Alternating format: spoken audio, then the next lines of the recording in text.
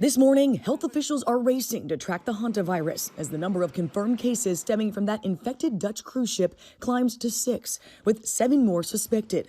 3 people have died.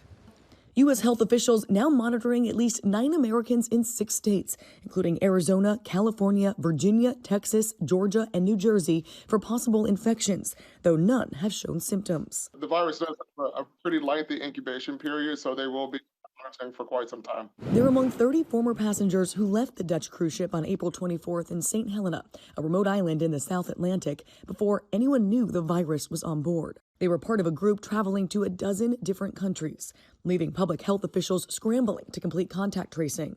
Now, all eyes turn here to the Spanish island of Tenerife off the coast of West Africa, the largest and most populated of the Canary Islands, where the ship, still carrying 87 passengers and 60 crew members, representing 24 different nationalities, including 18 Americans, is expected to arrive around midday tomorrow, none currently showing any symptoms. A doctor on board sharing these new images from the ship showing medical teams suited up during the evacuation of sick patients a few days ago. The U.S. State Department says it's in direct communication with Americans on board. Right now, we're inside the port, and this is the first piece of land that those passengers will get to touch when they finally get off the ship. Now, the ship won't even be allowed to dock here. Instead, we expect it to anchor somewhere in the water right here. They'll ferry small groups of passengers here to the port dressed in hazmat suits before boarding military-guarded buses and being taken to the airport. Once at the airport, they'll then board flights to their 24 respective countries. The U.S. State Department announcing a special flight for American passengers.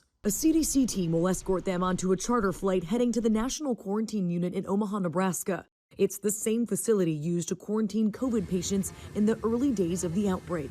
Should one of these individuals develop symptoms concerning for hantavirus, they will be assessed by our team and transferred into our biocontainment unit for care. The CDC emergency response is classified as a level 3, the lowest risk to the public.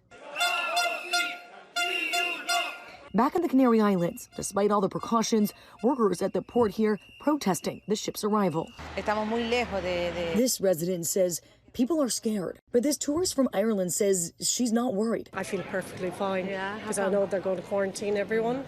They're going to make sure everything is safe for everyone. The World Health Organization stressing this is not a new COVID. The risk to the public remains low, but we're following that, reassessing that regularly.